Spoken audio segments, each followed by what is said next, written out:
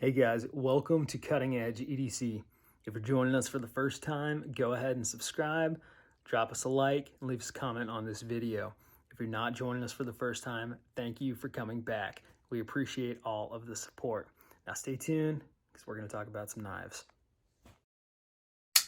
Hey guys, today we are looking at the Socom Bravo. Big thanks to Eric over at Blade Barn for sending this one over.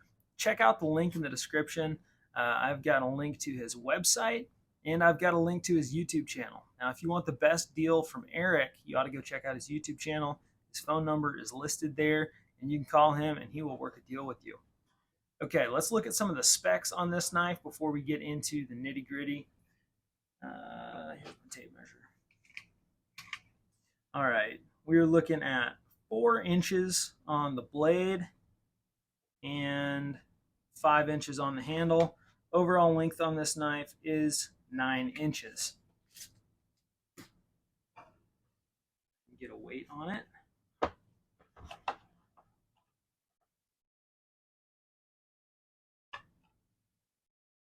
Weight is going to be 5 3/4 of an ounce.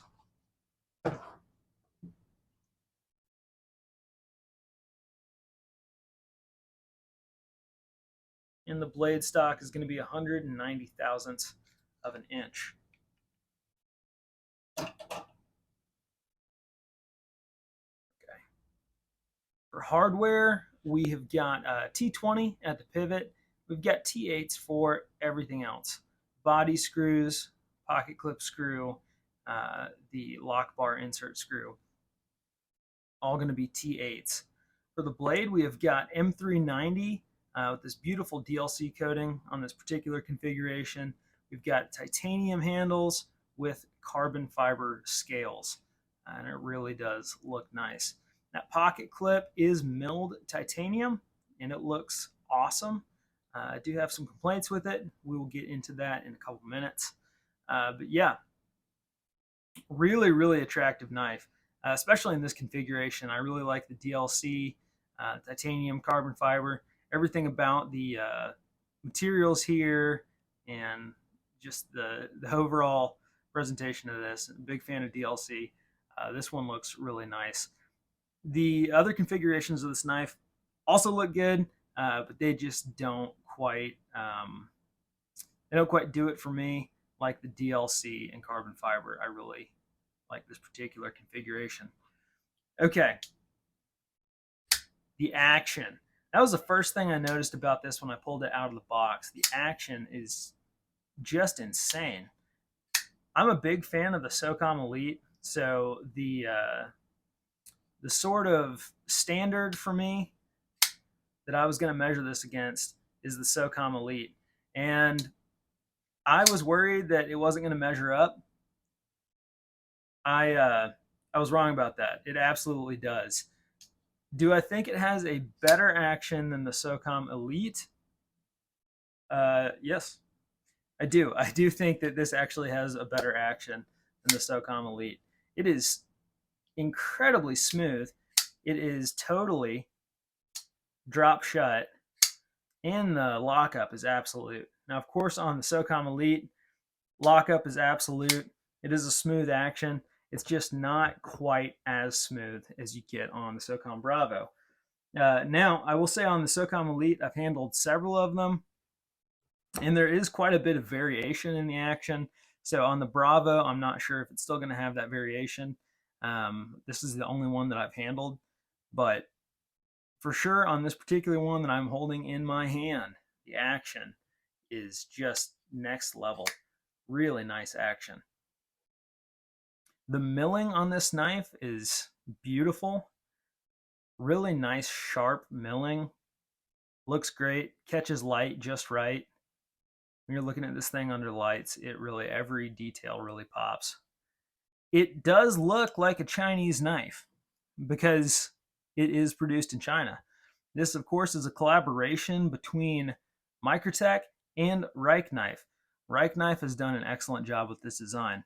Now, there's a lot of people who are going to be tempted to say, great, Microtech is yet another American company that is sending their stuff overseas to make Chinese crap. That is not the case with this knife.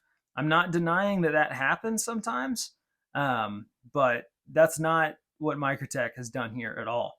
It is a collaboration with Rike Knife, who does a phenomenal job. The manufacturing, the precision on this knife is absolutely top notch. I have nothing to complain about when it comes to the manufacturing and the detail on this knife. It is done really well. If you look at a couple of the different companies that are making knives out of China right now, you've got Rike Knife, Riat. These are companies that are making absolutely phenomenal designs, and they're doing a great job with them. So, I mean, you can certainly say, hey, I prefer to buy American made stuff that is produced here and uses American materials, and I think that's great.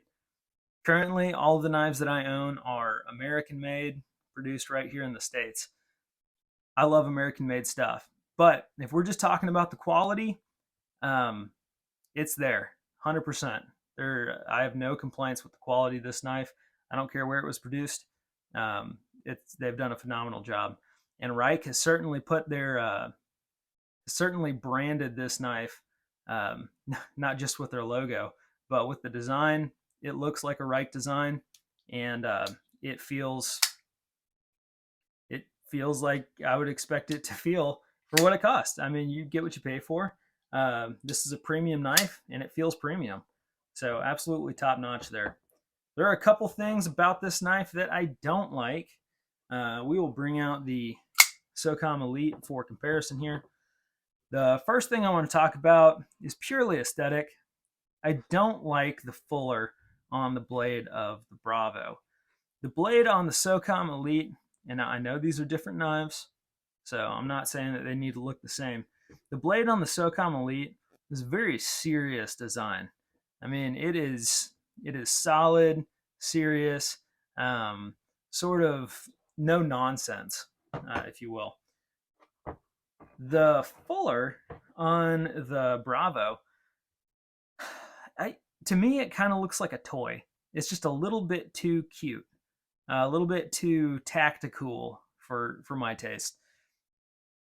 If you're into that sort of thing, I mean, they've done a really nice job in the execution of it. It's just not really the look that I'm into. So for me, on aesthetic grounds, I say the fuller is a miss. But again, that is just a point of preference. Now, where we get into sort of the practical issue that I have with this knife is going to start with the pocket clip. So on the Socom Elite, and I know a lot of people have complained about this, on the Socom Elite, you have a tip down carry. And then you've got a tip up carry on the Bravo. Also, you have got this low profile pocket clip on the Elite, and then on the Bravo, you have got this really beautifully done titanium pocket clip. The problem with that is that it hits your hand. So where that's hitting my hand is right here. And that's kind of where all the pressure is at when I am gripping this knife tightly. And it creates a hot spot that, I mean, it really does throw off the ergonomics of this knife quite a bit. I can bear down on this and I can get a good grip on it. I'm not worried that I'm going to lose control of the knife, that it's going to slip out of my hand, but there is some discomfort there where the pocket clip is at. On the Socom Elite, this thing fits into my hand just perfectly, and they've done this ergonomic design with the handle that really molds to the shape of your hand.